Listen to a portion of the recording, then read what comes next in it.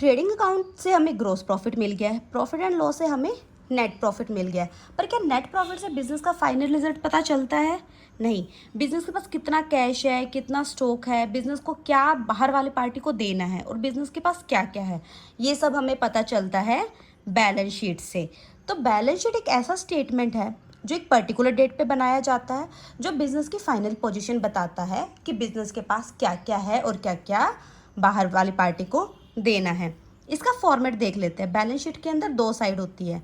Left side होती है liability side, जो बताती है बिजनेस को क्या क्या देना है, और एसेट साइड होती है राइट साइड में, जो बताती है कि बिजनेस के पास क्या क्या है, बिजनेस किस किस आइटम का मालिक है। एक प्रैक्टिकल एग्जांपल से देख लेते हैं।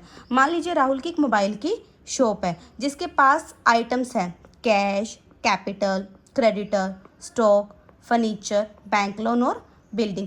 इन सब आइटम को हमें उसके बैलेंस शीट के अंदर पुट करना है। तो सबसे पहले बात करते हैं कैश की।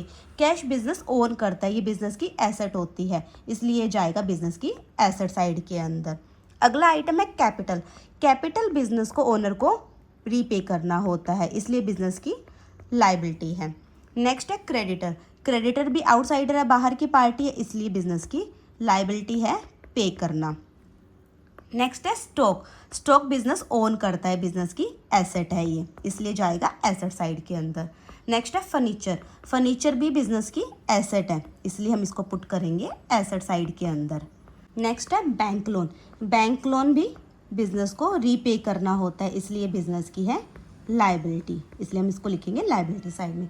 नेक्स्ट है बिल्डिंग। बिल्डिंग भी बिजनेस ओन करता है, इसलिए बिजनेस की हो गई ये एसेट, तो हम इसको लिखेंगे एसेट साइड के अंदर।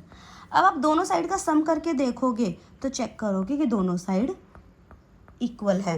तो एक बात हमेशा याद रखिए, बैलेंस शीट की दोनों साइड का टोटल हमेशा इक्वल होता है, और अगर टोटल मैच नहीं हो रहा तो समझ जाइए कहीं ना कहीं कोई आइटम गलत प्लेस हुआ है।